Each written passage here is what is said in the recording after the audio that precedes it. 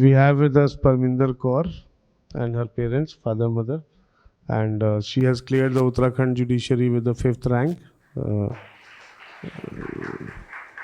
The results were announced recently. So please take your seat, Parminder. Please बैठिए ma'am, sir. आप लोग बैठिए. Some students are sitting in this class and some are sitting downstairs. नीचे जो बैठे हैं वो ऊपर आना चाहें तो आ सकते हैं. Parminder, now the mic is yours. अब आपको जो भी इनको बोलना है, मोटिवेट करना है, बोलिए. Good afternoon everyone.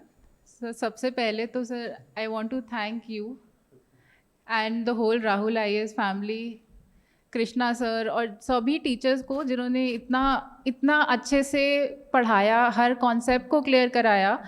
और सिर्फ कॉन्सेप्ट क्लियर नहीं होते यहाँ पे, एक मोटिवेशन लेवल जो है बहुत जो हाई चाहिए होती, क्योंकि थोड़ी लंबी जर्नी होती है. तो आपका कभी आपको लगेगा कि पता नहीं निकलेगा, तो टीचर्स बहुत मोटिवेट करते थे. जब मेरा कोर्स भी कंप्लीट हो गया था तो मैं वही वीडियोस खोल के देखती थी जब भी मेरे को थोड़ा सा डाउन फील होता था, और उससे वो मोटिवेशन इंस्टेंटली आ जाता था. तो मेरी जर्नी इस एग्ज़ाम के लिए मैंने कभी सोचा नहीं था कि मैं जुडिशरी करूँगी. मैंने 2018 में अपनी LLB ख़त्म करी थी. उसके बाद हमारे कॉलेज में सब बच्चे लॉ फर्म, जॉब और थोड़ा सा आपको फाइनेंशियल इंडिपेंडेंस भी चाहिए होता है. तो मैंने लॉ कॉलेज के बाद इमीडिएटली अपना एक लॉ फर्म ज्वाइन कर ली थी, और वहाँ पे मैं 3 साल से काम कर रही थी. तो जुडिशरी करना कभी भी मेरी ड्रीम नहीं थी, वो ड्रीम थी मेरे पापा की. बट कभी उन्होंने कभी फोर्स नहीं किया मुझे कि मुझे करनी चाहिए या नहीं करनी चाहिए. तो मैं अपना लॉ फर्म जॉब कर रही थी. उसके बाद कोविड आया. कोविड में आई फेल्ट कि आई एम अर्निंग, पैसे हैं, मैं जॉब कर रही हूँ अपनी, बट मैं किसी की हेल्प नहीं कर सकती, क्योंकि इस जॉब में मुझे कभी अपने लिए भी किसी चीज़ के लिए टाइम मिलेगा ही नहीं कि मैं किसी और के बारे में सोचूं. तो दैट वाज द टाइम कि सब चीज़ें से मूव होती गई. मेरी एक फ्रेंड थी जिन्होंने यहीं से क्लियर करके राहुल आईएएस से ही जुडिशरी का एग्ज़ाम निकाला था, और उनका रैंडमली मुझे एक मैसेज आया दिवाली पे. तो उनका पूछा मैंने कि आपको सेटिस्फैक्शन मिल रही है जो आप काम कर रहे हो, आपको कैसा लग रहा है. एंड शी सेड कि I am satisfied. This is the one thing that she said. And I think satisfaction किसी भी जॉब में मिलना, even when you are doing very well, whatever I was doing, मैं लॉ फर्म में जैसे भी काम कर रही थी, I was doing well, I was promoted, सब कुछ अच्छा था, बट एक वो satisfaction जो है वो नहीं मिल रही थी. तो उसने मुझे कहा कि अगर आपको ये एग्ज़ाम निकालना है तो राहुल आईएएस से बेटर कोई जगह नहीं है. तो मुझे बिल्कुल आइडिया नहीं था जुडिशरी के बारे में, कुछ भी नहीं पता था, but I trusted her because उसका एक रेपुटेशन भी कॉलेज में ऐसी थी कि वो सबकी बहुत हेल्प करती थी. तो मैंने फिर कॉल किया और आई जॉइन राहुल आईएएस कि हाँ, मेरे को एक बार अगर निकालना है तो उसका मैंने ट्रस्ट करके कर लिया ज्वाइन. उस टाइम पे भी I was working because I wasn't very sure. Surety मुझे मिली once I started attending the classes. जब वो क्लासेस अटेंड की, आई थिंक वो एक अलग ही वर्ल्ड था, जिसमें एक कॉन्सेप्ट्स इतने अच्छे से सर क्लियर करते थे कि मेरे को एक श्योरिटी वो ज्वाइन करने के बाद ही मिली, क्योंकि सर एक चीज़ से कैसे उसको लिंक कर देते थे, और लॉ को कैसे एक ही उसको जो सेक्शन हम सोच भी नहीं सकते कि सर उसको कैसे तोड़ के किस तरीके से हमें समझा देंगे. तो मैं तो कुछ दिन तक तो बहुत ही शॉक रह गई थी कि मतलब लॉ को इस तरीके से भी पढ़ा जा सकता है, और वो भी आफ्टर मैंने अपनी जब LLB कंप्लीट कर ली है, मैं जॉब कर रही हूँ, उसके बाद जाके ऐसे कॉन्सेप्ट्स, जैसे कहते हैं ना कि इट इज़ लाइक म्यूज़िक, तो वो ऐसा ही म्यूज़िक था. मैंने अपना शुरू किया था ये दिसंबर 2021 में शुरू किया था, और उसके बाद मैंने अपनी जॉब जून नेक्स्ट ईयर 2022 में छोड़ी थी. और प्रिपरेशन जो एक्चुअल प्रिपरेशन थी वो मैंने फिर एक थोड़ा सा 15-20 डेज़ का ब्रेक लेकर then I started my actual preparation. But मैंने जॉब के साथ भी, क्योंकि सर कहते थे कि अगर जल्दी निकालना है तो 4 क्लासेस कर लो जितनी जल्दी, ये क्योंकि ऑनलाइन में इतना अच्छा मौका मिलता है करने का कि आप 4 क्लासेस एक साथ कर सकते हो. तो मेरे लिए तो वो एक तरीके से it was the best thing that could have been, क्योंकि 4 क्लासेस करना और इतनी जल्दी कोर्स ख़त्म करना, वो भी सारे कॉन्सेप्ट्स क्लियर करना इज़ अ बिग थिंग। तो वहीं पे मैंने अपनी जॉब के साथ somehow I used to manage time. उसमें आपको संडेज भी फ्री नहीं होते थे, but somehow you can manage, if you want to do it you can manage. तो मॉर्निंग में उठ के या फिर स्पीड में 2x करके उसको देखती थी क्लासेस को। और क्योंकि फिर मेरे साथ ये होता था, क्योंकि मैं काम पे भी जाना है, तो कॉपीज़ में इतनी सारी बनाऊंगी, तो मैंने शुरू में कॉपी बनाई, तो कॉपीज़ मेरी पेजेस यहाँ वहाँ बहुत हो जाते थे। तो फिर मैंने ये किया कि क्योंकि मेरी टाइपिंग स्पीड शुरू से ही बहुत फास्ट थी, तो मैं जो सर बोलते थे एग्जैक्ट वैसा ही वैसा टाइप करती थी।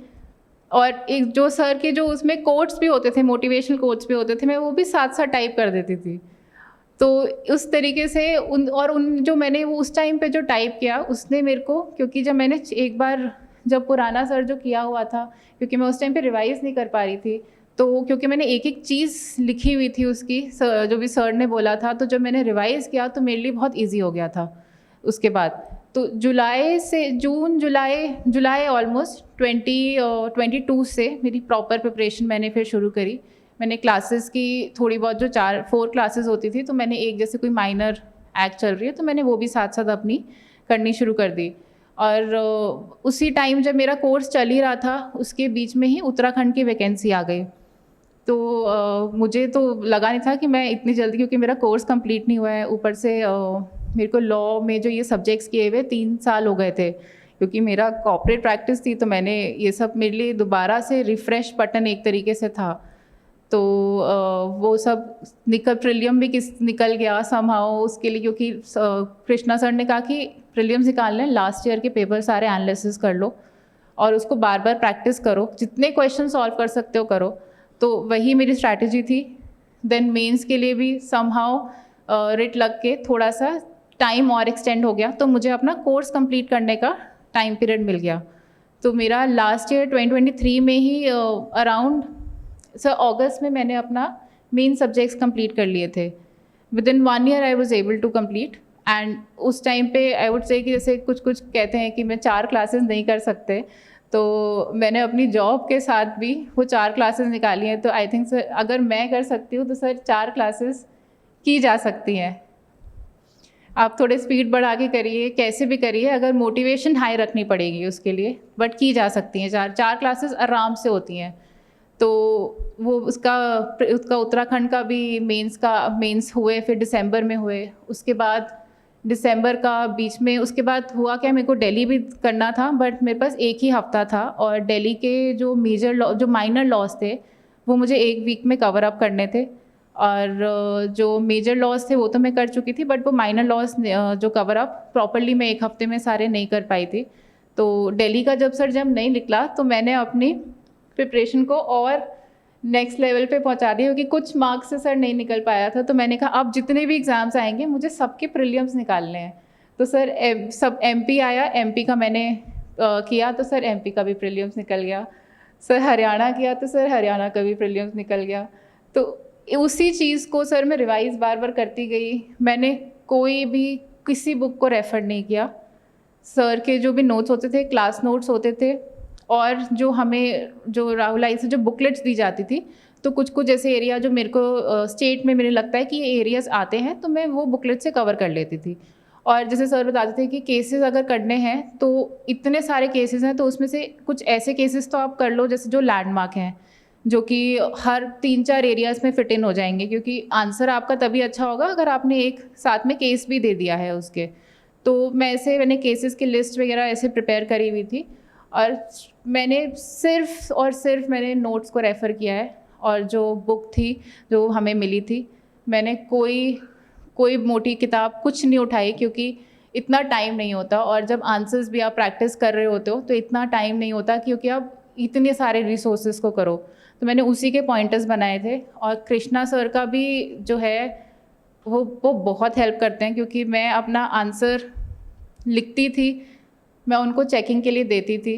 तो वो उसको आंसर को चेक करके हमें बताएंगे कि क्या क्या गलती है उसमें, कैसे आपको इम्प्रूव करना है। तो फिर वो दोबारा से वो आपको जितनी बार भी आप दोगे थोड़ा चाहे डिले हो जाए आंसर चेक होने में, क्योंकि बहुत सारी कॉपीज़ आती हैं, बट वो फाइनली आपको चेक करके देंगे। तो थोड़ा सा आई थिंक सर पेशेंस भी रखना पड़ता है इसके लिए, कि आप ये एक्सपेक्ट नहीं कर सकते कि आज दिया है तो कल की कल मेरा चेक होके आ जाए। तो वही हुआ कि मेंस भी निकल गया, फिर इंटरव्यू की भी तैयारी के लिए उन्होंने कहा था कि आप खुद से प्रैक्टिस करो इस चीज़ के लिए, किसी के साथ उसको इंटरव्यू में, क्योंकि मेन है आपका इंटरव्यू 100 मार्क्स का होता है। तो अगर मेंस में आपने इतने स्कोर कर लिए हैं तो इंटरव्यू में आप, क्योंकि इंटरव्यू में थोड़ी एवरेज मार्किंग ही की जाती है वहाँ पे, तो जितने जैसे मेरे मार्क्स हैं ऐसे कई बच्चों के आप मार्क्स आएंगे, मगर जो मेन एरिया जहाँ पे आप मार्क्स खींच सकते हो वो मेंस हैं। तो अगर आपके मेंस में अच्छे हैं तो इंटरव्यू भी यहाँ पे आपको अच्छे से करवा देंगे। आपको आप मेनली इंटरव्यू प्रैक्टिस का है, और नॉलेज तो उन्होंने टेस्ट कर लिए, क्योंकि मेरे भी इंटरव्यू में हुआ था कि बहुत इजी क्वेश्चन था जो सर मैं आंसर नहीं कर पाई थी, और मैंने उनको बोला कि sir sorry I am not able to recall right now, I know the answer. तो ऐसा नहीं है कि वो कुछ आपके अगेंस्ट ग्रजेस रखेंगे, दे रियलाइज़ कि इतना थोड़ा स्ट्रेस होता है तो आप हो सकता है कुछ आंसर्स ना कर पाओ, but it is the way you conduct your self, what is your personality, वो सब वहाँ पे टेस्ट किया जाता है। तो फर्स्ट गो में this was my first exam, तो मेरे लिए भी बहुत सरप्राइजिंग था सर, क्योंकि सर मुझे तो पता भी नहीं था। जब रिज़ल्ट आया तो कृष्णा सर का मुझे कॉल आता है कि परमिंदर आप सेलेक्ट हो गए हो, कंग्रेचुलेशंस। तो सर मैं तो एक सेकंड के लिए मैंने कहा सर सही सच में सेलेक्ट हो गया तो ही सेड सेलेक्ट भी हो गया और रैंक 5 लेके आए हो। तो it was a big thing for me, और मुझे इस चीज़ को भी डाइजेस्ट करने में भी 3-4 लगे कि एक गो में हो गया, क्योंकि इससे पहले मैंने अपने बहुत चीज़ों में एग्ज़ाम दिए हैं। मैंने कभी किसी जॉब के लिए, कभी किसी के लिए बहुत इंटरव्यूज़ दिए हैं, या कुछ भी बहुत दिया है। मुझे कभी भी पहली बार में सक्सेस तो मिला ही नहीं था। सो इसीलिए भी बहुत शॉकिंग था कि सर मेरे लिए फर्स्ट राउंड में मेरे को सक्सेस मिल गया।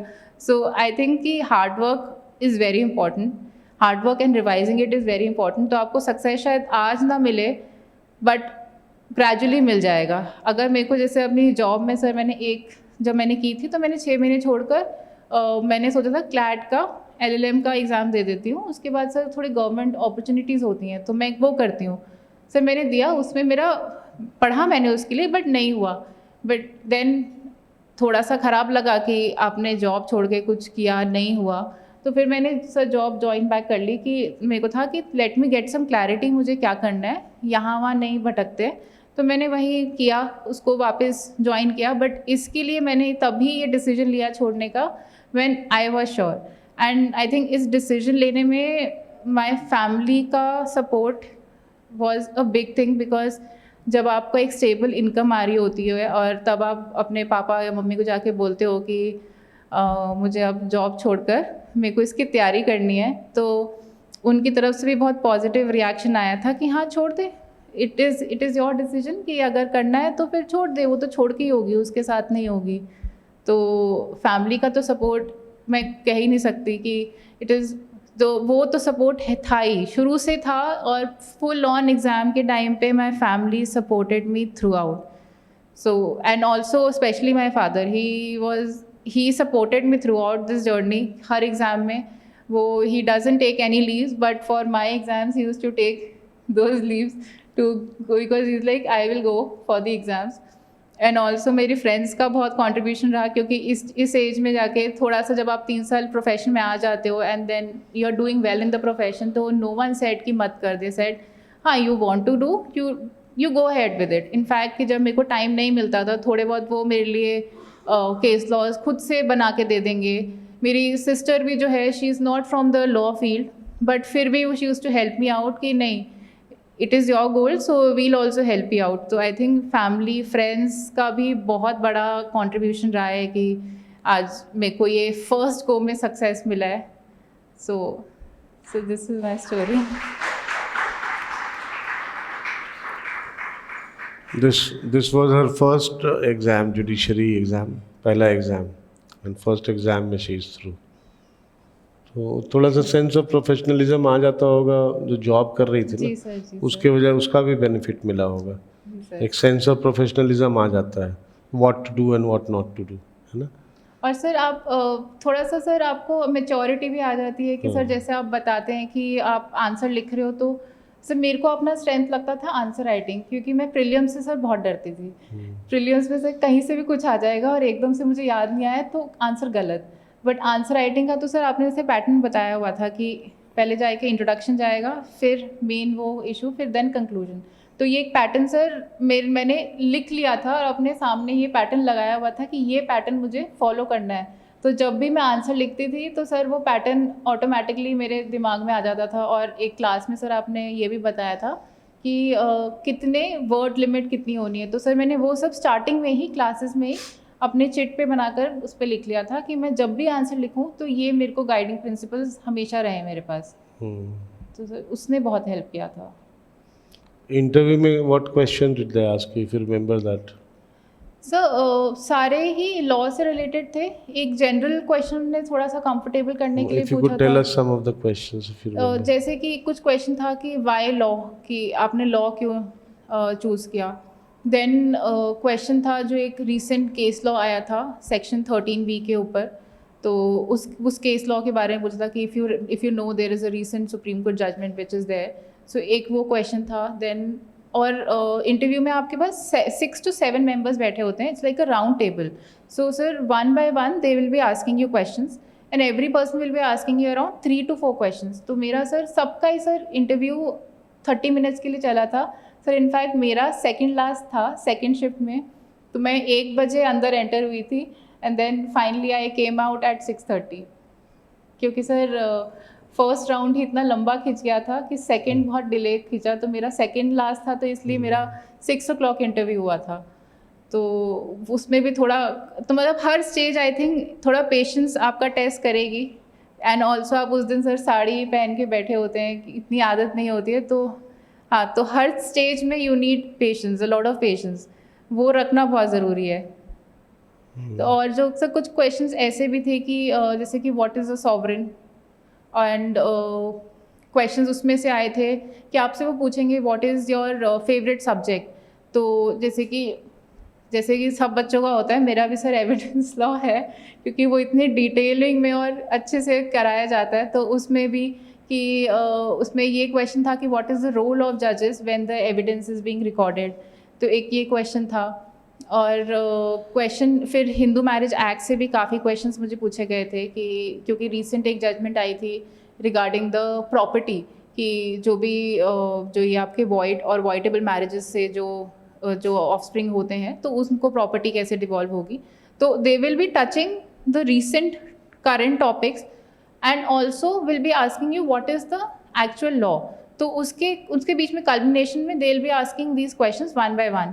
TPA से भी कुछ क्वेश्चंस आए थे कि what is in rem, what is in personam, इनके बीच में डिफरेंस क्या है।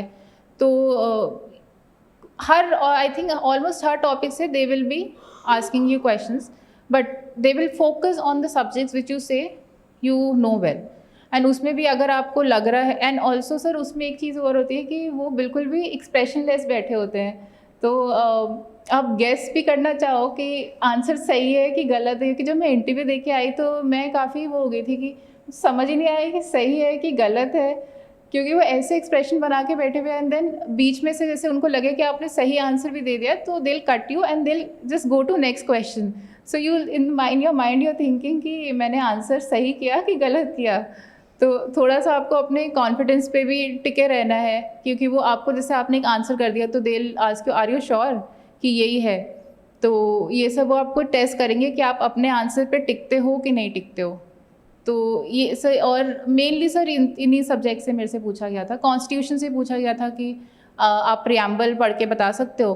तो उसमें से जैसे मैंने प्रियम्बल बोलना शुरू किया, कुछ वर्ड्स कुछ उसमें से छोटे छोटे क्वेश्चन पूछ लिए कि ये वाले अमेंडमेंट्स कब ऐड हुए थे, सोशलिज्म का क्या मतलब है, सेकुलरिज्म का क्या मतलब है। तो ये सब आपको हर उससे कहीं से भी पूछ सकते हैं, बट वो पूछेंगे मेनली कोर्स से ही पूछेंगे।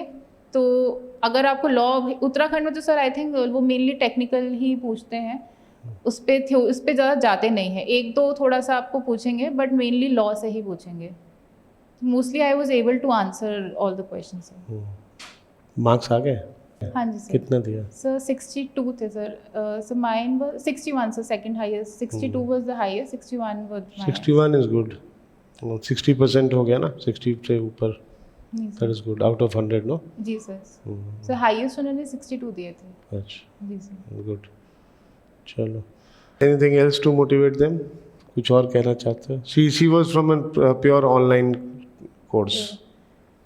And I think sir online is for me sir बहुत बेस्ट मीडियम है, क्योंकि मेरे को नहीं चाहिए था कि मैं जैसे आऊँ या फिर मैं डिस्ट्रैक्ट हूँ, क्योंकि इतने सारे आप बच्चों से सर मिलते हैं, आप थोड़ा सा अपना गोल यहाँ वहाँ आपका हो जाता है, क्योंकि आप बैठेंगे जाते वक्त सर 3-4 लोगों से आप बात करेंगे। काफ़ी हो जाता है। हाँ जी सर।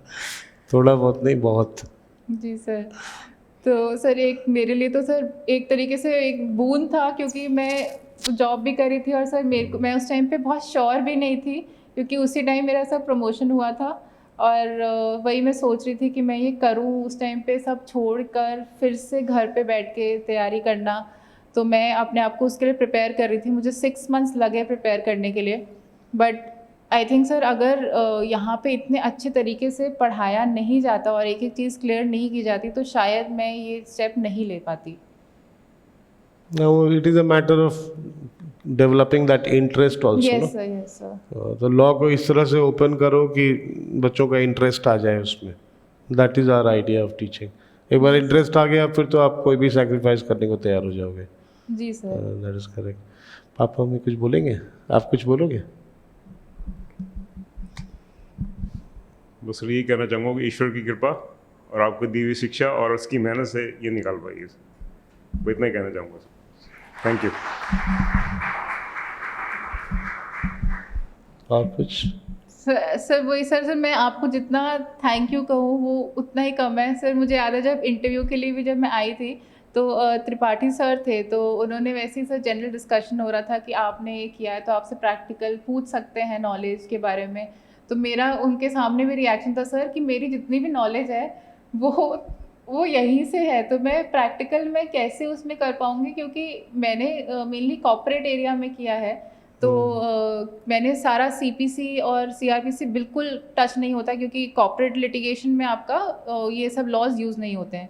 एक माइनर जो भी आप एरिया से डील कर रहे हैं, तो जैसे कि अगर इंफ्रास्ट्रक्चर से मैं कर रही थी तो मेरा सर इलेक्ट्रिसिटी एक्ट से मैं कर रही होंगी, उसमें ये सब लॉज बिल्कुल ही डील नहीं होते हैं। तो मेरे लिए वो सब कुछ स्टार्टिंग से करना, और वो सर इतने अच्छे से आपने पढ़ाया था, और वो जो नोट्स का सर जो आप बार बार बोलते रहते थे कि एक एक चीज़ लिखो, तो आप थोड़ा सा आप डाइवर्ट भी होते थे, तो वो क्लासेस में जो मोटिवेशन मिलती थी फिर ट्रैक पे आ जाते थे कि एक एक चीज़ लिखनी है। तो सर मेरे हैंड रिटन जो मेरे सर टाइप नोट्स ही हैं कि सर जो आपकी क्लासेस की सर टाइप्ड है मेनली, क्योंकि वही उस टाइम पे क्लासेस चल रही थी, तो मेरे को साथ साथ ही काम करते करते मैं जब मेरे को टाइम लगता था, मैं मेट्रो में आते हुए या मैं काम पे जाते हुए मैं लेके बैठ जाती थी अपना लैपटॉप, साथ साथ मैं क्लासेस अटेंड करती थी। और वो नोट्स सर मेरे 200-300 पेजेस के टाइप नोट्स हैं और विदाउट एनी स्पेसिंग सर, तो एकदम फ्लोइंग उसमें ऐसे नोट्स हैं। तो सर मैंने एक एक चीज़ लिखी हुई है उसमें। Great, many congratulations। आप सबको भी बहुत बधाई है, and may God bless you thank you so much and wish you a very wonderful career of judging and justicing in future। तब ज्वाइनिंग का तो आया नहीं ना अभी नहीं कुछ? सर, अभी नहीं आया। अच्छा।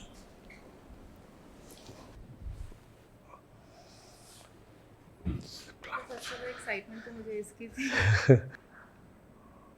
उसको रख दो, मम्मी को दे दो। हाँ,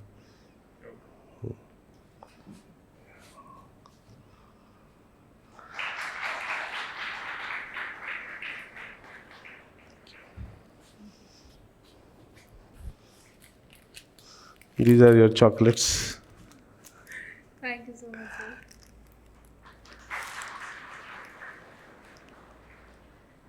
God bless you। सर बस मैं एक चीज़ कहना चाहूँगी कि आई थिंक एज मैटर नहीं करती है, कि क्योंकि राइट जब मैंने अपनी प्रिपरेशन स्टार्ट की आई वाज ऑलरेडी 27, और बच्चे कॉलेज के टाइम पे कर देते हैं। बट आई थिंक जब आपको मोटिवेशन आ जाए तब से you should start preparing for it, and only when motivation आ जाए तब, क्योंकि आई हैव सीन चिल्ड्रन जो सर मेरे बैच के साथ निकले थे और सर अभी तक कुछ कुछ लगे हुए हैं जिनका नहीं हो पा रहा, क्योंकि सर आई थिंक वो मोटिवेशन लेवल नहीं उनको आ रही है.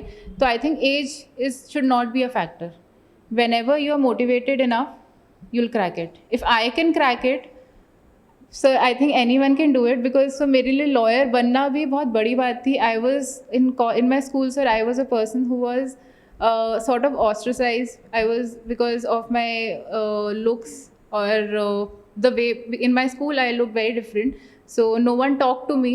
I wasn't able to speak up for myself. That was a big thing. So law school and everything taught me how to speak up and stand up for myself. So if I can reach here, I think anyone can do it. So it's not impossible. God bless you. Thank you, sir.